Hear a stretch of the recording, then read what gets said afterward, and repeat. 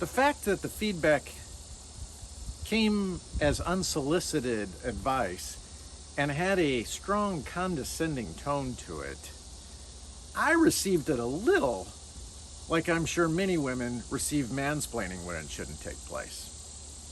I felt a little like I'd been beer-splained.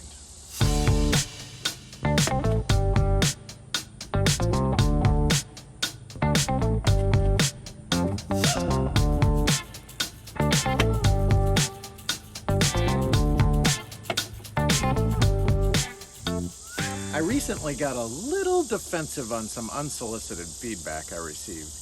At the end of the Burning River video, I pour a beer, and I'm one that pours my beer right down the middle.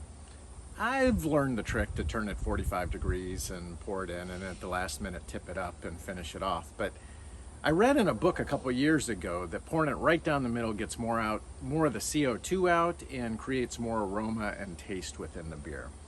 So that's the way I've been doing it. Now, in my beer drinking circles, whenever I hold out the glass and have somebody pour something that they're doing pours off of directly into it, often they'll want to grab my hand and tip it because that's the way everybody else does it. But I pour right down the middle. I understand the benefits of both, and I choose to pour right down the middle. A friend of mine, after having seen that video, said, "You need to learn how to pour a beer." So partially to explain why I pour straight down the middle and to see if there's really a difference, I thought I'd do a side-by-side comparison. Same beer, same glass. One poured right down the center.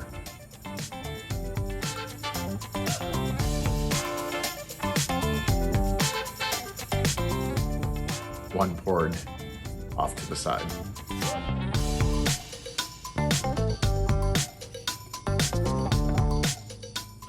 Now in testing, I didn't nail the side pour because I don't normally do it. And I thought this beer would foam more at the end than what it did based on my pour right down the middle. Time-wise, pouring on the side at the 45 and then straightening up, much more efficient. And that's why bartenders do it, and that's why if I'm sharing with somebody else, that's what I do. It also produces less of a head, which I get is helpful. I have to say I was surprised by the side-by-side. The smell was much stronger from the straight down the middle than it was to the side. I also like the thickness and the denseness of the foam when it's allowed to settle. Taste-wise, I really couldn't tell a difference between the two. Speed-wise, doing the college keg 45-degree angle pour, probably a more efficient way to go. Style-wise, thickness, foam-wise, smell-wise, I'm gonna stick with my straight down the middle. I recently got some unsolicited how to pour advice that I did not take nearly as offensively, and that was how to pour oil into my car. Now, I've been changing my oil since I could drive, and I've always poured the oil in like this. And on my recent video about changing oil, a friend of mine suggested pouring it like this, where you get less of the chug, chug, chug when you're pouring. Now, I didn't take this nearly as defensively. Primarily, it wasn't condescending like the, "you need to learn how to pour a beer."